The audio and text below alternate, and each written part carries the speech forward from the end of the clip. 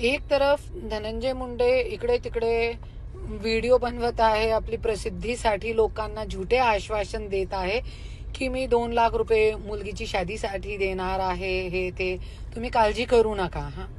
आणि दुसरीकडे मला आज सकाळी फोन आला एक परलीच्या व्यक्तीच्या. त्यांनी मला सांगितलं की करुणाताई आम्हाला राशन भेटत नाही, आमच्या पूर्ण गावाला राशन देत नाही. धनंजय मुंडेच्या कार्यकर्ता आहे संग्राम गित्ते, तो सरपंच पण आहे आणि त्यांची राशनची दुकान पण आहे, धनंजय मुंडेचा कार्यकर्ता आहे. आणि आम्हाला राशन सुद्धा सरकारी राशन जे त्यांच्या हक्काचं आहे ते देत नाही. तुम्ही लोकांना एकच हात जोडून कडकडीची विनंती करते की असे लोकांकडून तुम्ही काहीही अपेक्षा ठेवू नका. आणि धनंजय मुंडेला मी बोलते, लोकांना झुटे आश्वासन देऊ नका आणि त्यांच्या राशन तुम्ही त्या लोकांना द्या, जे राशन त्यांचे हक्क का आहे ते पण तुम्ही लोकांना द्या.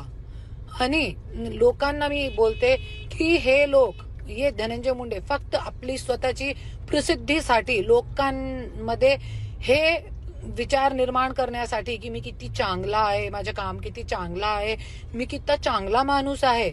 आणि ज्या व्यक्तीने स्वतःची बायकोचा नाही झाला, शरद पवार साहेबांचा नाही झाला, स्वतःच्या काकाचा नाही झाला, आई वडिलांचा नाही झाला, दुसरी बायकोचा नाही झाला, आणखीन खूप काही लोक आहेत ज्यांचा नाही झाला, तो असे व्यक्तीकडून तुम्ही अपेक्षा ठेवू नका.